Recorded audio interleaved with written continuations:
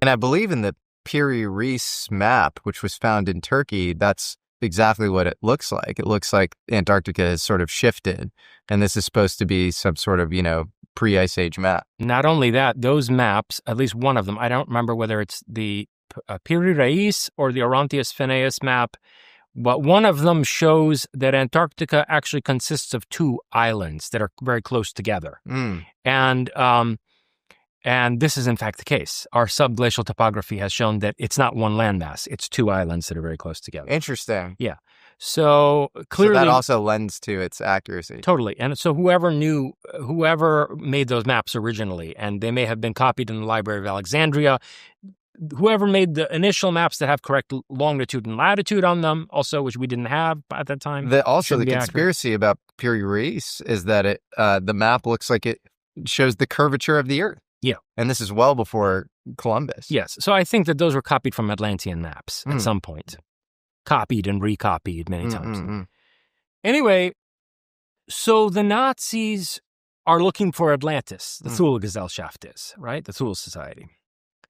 And Thule is their Atlantis. And by the way, one little interesting point there is that the Mayans have legends of Atlantis. They have legends of a great island continent that was decimated by a flood and that its survivors took refuge there. There is this legend among the Mayans, which I believe Graham Hancock, among others, has cited in his work. And they have these two words that they use for that place. One is Atlan, and the other is Tulan.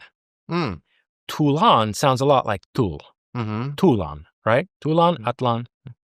So it could be the same word even, ultimately, or derived from the same word. Anyway, guess what the Nazis wind up doing in 1937-38? Deutsche Antarctic Expedition. They send a ton of personnel down there. They even fly over the Transantarctic Mountains and drop swastika flags all over the landscape with like spears. Why do you think they went? Because they figured out that this is Thule, that this is Atlantis. The nominal reason too, which is so prima facie just absurd, is I think they said that they were going because of butter rations, and like Antarctica was, a source of margarine or something. Right. Well, so they the needed penguins, to go explore it. Penguins, right. Yeah, exactly. Hess and the penguins. It's not even like a charismatic cover story. Like it's, that seems so patently ridiculous. There's a book called Hess and the Penguins. Oh, I didn't know that. Hess and the Penguin. Oh, yeah. So get like this. Like Herman Hess? No. So one of the main guys they send to Antarctica is Rudolph Hess. Oh, Rudolph Hess. Yeah. Okay. And this Rudolph Hess, who they send to Antarctica, a few years later, takes a secret, unauthorized flight out of Germany, lands in Britain in a field, is met by British officers, and he says, I have orders to meet with Winston Churchill. What? And they go to Churchill, and they say, sir, Hess is here. He flew up on an unauthorized flight here. And Churchill said, I don't want to see him. Throw him in prison. We're going to interrogate him. So then they interrogate Hess, and he says he had orders to secretly come to Britain and make not just a peace overture, but an alliance proposal to 30 members of the British Parliament who were favorable toward Hitler. So at this point, when Hess had made this flight, I believe Hitler had made 3 peace offers to the British, including an offer to ally together and to have basically the British Royal Navy and the Nazis become collaborators on a global scale. And so this was the final peace offering before the outbreak of hostilities. And who did they send? The guy who was in Antarctica. What's the significance? Well, and then here's the other thing. After the war, he remained in prison. They kept him in prison. So this guy didn't participate in the brunt of World War II. He was put in prison before hostilities break out with the British. They keep him in prison, and then they send him to West Germany, where he winds up imprisoned to the day he dies, and no one's allowed to talk to him. They quarantine him. Rudolph Hess. Number one, why keep him in prison? What did he do? I mean, he went to Antarctica, came back, tried to make peace with the British. This guy wasn't involved in the hostilities. Why even put him in prison? Number two, why quarantine him and not allow people to talk to him? And keep him there until the day he dies? What did Hess know? What did he see in Antarctica? What did he want to tell the British? That's an interesting question. What do you think? About Atlantis. You think so? Yeah, I think that they got there and they came there with the express purpose of excavating what is there, what they believe to be there, and I think they found it. And there's a very interesting story that was told to Linda Moulton Howe by a Navy SEAL who claimed to have been tasked with a mission in Antarctica. And he said that not far from McMurdo, they discovered a huge, like I don't want to make up a number. It was very large. Black stone octagonal, highly polished black stone octagonal structure sticking out like 18 feet above the ice. And they found the doorway to this thing, and the doorway was like 20 feet by like 20 feet. And it slid open to reveal this octagonal, huge chamber that was illuminated. It wasn't clear from what light source, with this pale greenish hue. And they started to investigate, and they found that this complex consisted of one octagon underneath another. Oh, very important point. The door to the facility had a Schwarzsonne inscribed on it.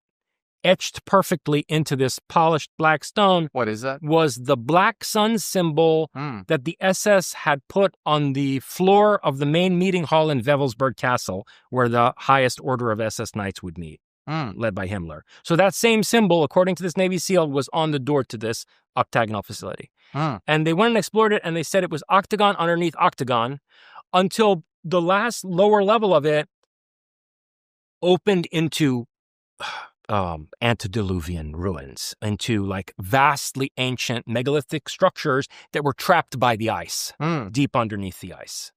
So it's like something that was built there to give access to this, these, I don't know, the ruins of Atlantis, whatever. And I think the Navy SEAL also said that they found another way to get down there to the bottom of this, pancaked octagonal structure by taking submarines under the ice, U.S. submarines. So they found another way around to get to the same point and surface the sub inside this pocket where, like, the octagonal structure met the ruins that are trapped in ice.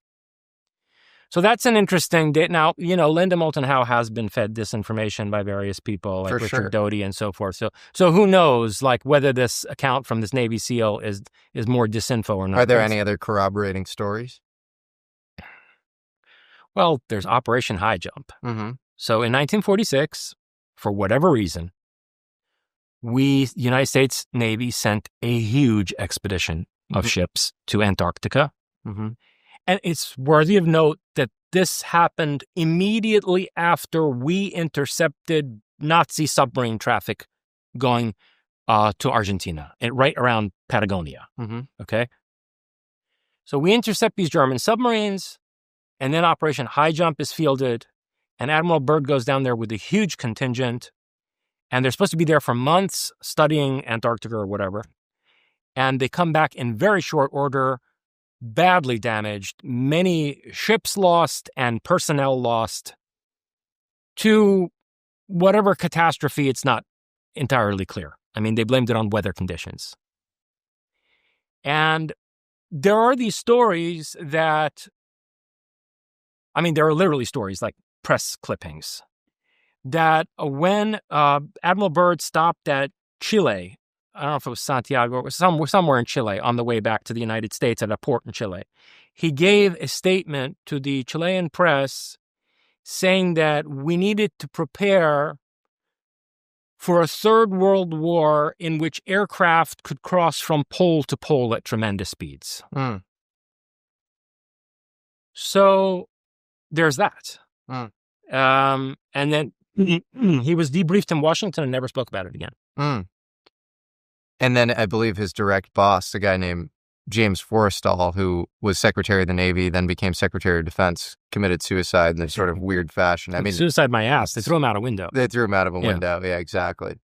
First, they sent him to what was it, like a mental health hospitalization or something? It was a naval hospital in Bethesda, Maryland, and he was actually reciting, or he was writing the Sophocles poem or whatever, and he's like the mid-sentence, and his brother had just seen him the day before and said that he was totally fine and of sound mind, and then they found his bathrobe tied to the radiator, and he had jumped out the window or whatever. The whole thing was sort of like really inexplicable and weird.